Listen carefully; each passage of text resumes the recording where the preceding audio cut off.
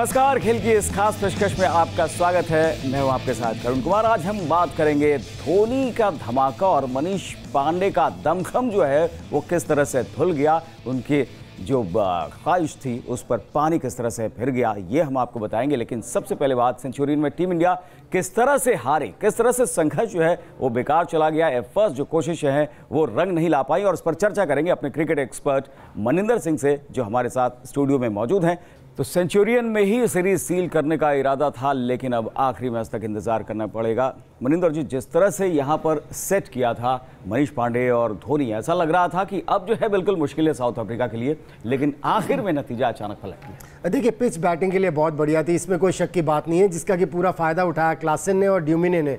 Captain ने runs बनाया, उसका असर भी पड़ता है। कैप्टन के साथ जो पार्टनरशिप की क्लासन ने, उसकी वजह से आई थिंक ये मैच निकल गया इंडिया के हाथ से।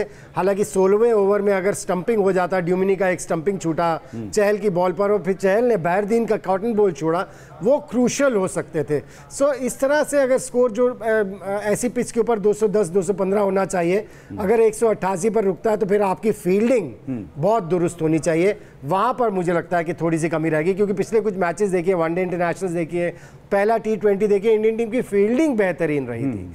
और इस तरह की पिच के ऊपर जहां बैटिंग बॉल अच्छी तरह से बैट पर आ रहा था, बैटिंग आसान थी, फील्डर्स का साथ होना बहुत। चहल जो है वो बहुत कामयाब रहते थे, लेकिन यहाँ पर बिल्कुल ऐसा रहा कि उनका दिन नहीं था। क्या वजह आपको लगता है? देखिए, कोई ना कोई तो आपका ऑफ डे हो सकता है, और क्लासन ने छोटे, एक तरफ से ग्राउंड छोटा था जिसका फायदा उठाया, उन्होंने रिवर्स स्वीप्स लगाए, सिक्सेस लगाए चहल की बॉलिंग पर, और चहल अपना विकेट लेने के लिए बॉलिंग करते रहे, जो उनका अंदाज है।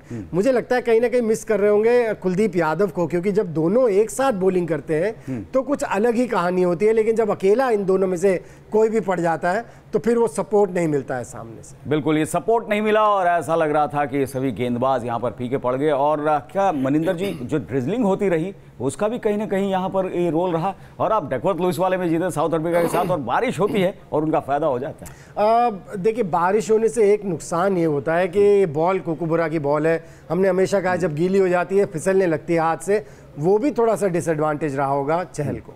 चलिए, वो डिसएडवांटेज जरूर रहा, क्योंकि आप ग्रिप जो है वहां पर नहीं कर पा रहे थे, और उसका खामियाजा भुगतना पड़ा। वैसे सेंचुरियन में टीम इंडिया भले ही जीत नहीं दर्ज कर पाई, लेकिन इस मैच में टीम के स्टार बल्लेबाज धोनी के बल्ले से धमाका जरूर देखने को मिला। तो 90 पे 4 विकेट और वहां से 188 पे 4 विकेट, जबरदस्त यहां पर वापसी हुई थी भारत की। हालांकि बाद में जो है वो हार का सामना करना पड़ा, लेकिन ये पार्टनरशिप मनिंदर जी कैसे देखते हैं, मनीष पांडे और धोनी की?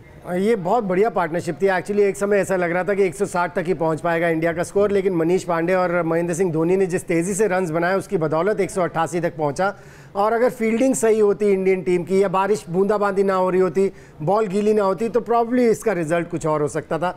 लेकिन एक पॉजिटिव अगर आप देखें, एक तो मनीष पांडे की इनिंग्स, मैं तो हमेशा से कहता हूं कि मुझे बहुत पसंद आती है उनकी बैटिंग, उनका अंदाज, जिस तरह से वो पॉजिटिव मोड में रहते हैं। केवल उनको जब वनडे इंटरनेशनल में मौका मिला, उनको मोटिवेट करते रहने की ज़रूरत है, उनको बार बार बताते रहने की ज़रूरत है उनकी कैपेबिलिटीज़ के, क्योंकि बहुत ज़्यादा शेल में चले जाते हैं शुरू में, जिसकी वजह से वो आउट हो जाते हैं। दूसरा, एक बहुत पॉजिटिव साइन जो मुझे दिखा, महेंद्र सिंह धोनी जो लग रहा था टच में नहीं है, उनके बैट पर बॉल अच्छी तरह से नहीं लग रही है, सिलेक्टर्स को भी कॉन्फिडेंस आया होगा, थिंक टैंक को भी कॉन्फिडेंस आया होगा, जो भारतीय क्रिकेट प्रेमी हैं उनके मन में भी विश्वास जगा होगा कि हाँ, अभी बत्ती बुझी नहीं है, अभी दमखम है महेंद्र सिंह धोनी में। बिल्कुल, यहाँ दिखाया कि दमखम है महेंद्र सिंह धोनी में। और मनीष पांडे को तो साउथ अफ्रीका बहुत ही रास आता है, दूसरे IPL में सेंचुरीज मारी थी उन्होंने, वो पहले और इकलौते भारतीय बल्लेबाज थे वहाँ पर। बहरहाल, सेंचुरियल में कप्तान विराट कोहली का बल्ला खास कमाल नहीं दिखा सका। कोहली से उम्मीद की जा रही थी कि वो बड़ा धमाका करके 2000 क्लब में शामिल हो जाएंगे, लेकिन विराट पूरी तरह से नाकाम हो गया। मनिंदर जी, जैसे ही T20 सीरीज आई है, ऐसा लगता है कि बदल गया है। कप्तान की अगर बात करें, कोहली की, बल्ला नहीं चल पा रहा है। देखिए, मुझे ऐसा लग रहा है टेस्ट मैचेस और वनडे में इतना ज़्यादा कंसंट्रेशन था उनका कि दिमाग थक जाता है, क्योंकि कोई भी कितना भी बड़ा खिलाड़ी क्यों ना हो, कहीं ना कहीं जाकर जब आप इतना ज़्यादा कंसंट्रेट करते हैं तो प्रॉब्लम होनी शुरू हो जाती है, जो कि दिखनी शुरू हो गई है T20 क्रिकेट में। क्योंकि T20 क्रिकेट ऐसा नहीं है कि T20 सीरीज़ जीत जाएंगे तो बहुत बड़ी बात हो जाएगी। तीसरा टेस्ट मैच जीते, वनडे सीरीज़ जीते, मुझे लग रहा है जो वाहवाही मिलनी थी वो मिल चुकी है। सो सारा कंसंट्रेशन वहां उनका खत्म हो गया और वो मेंटली टायर्ड हो गए। और ये भी होती है बात कि अगर कप्तान चलता है तो बाकी खिलाड़ियों का कॉन्फिडेंस आता है यहाँ पर। अगर कोहली के बल्ले से रन निकलता तो क्या स्थिति कुछ और बदल सकती थी? फर्क तो पड़ता ही है, इसमें कोई शक की बात नहीं है, क्योंकि साउथ अफ्रीका को भी देखें, मुझे ऐसा लग रहा था 188 रन भी इंडिया ने काफी बड़ा स्कोर बना दिया था, मुश्किल होगा साउथ अफ्रीका के लिए, लेकिन उनके कप्तान ने रन बनाए, 40 बॉल में 64 रन बनाए और फिर क्लासन के साथ पार्टनरशिप की। सो विराट कोहली का भी यही है, जब खुद रन बनाते पार्टनरशिप्स भी करते हैं, जिसकी वजह से फर्क आ जाता है। चर्चा के लिए बहुत बहुत शुक्रिया मनिंदर जी।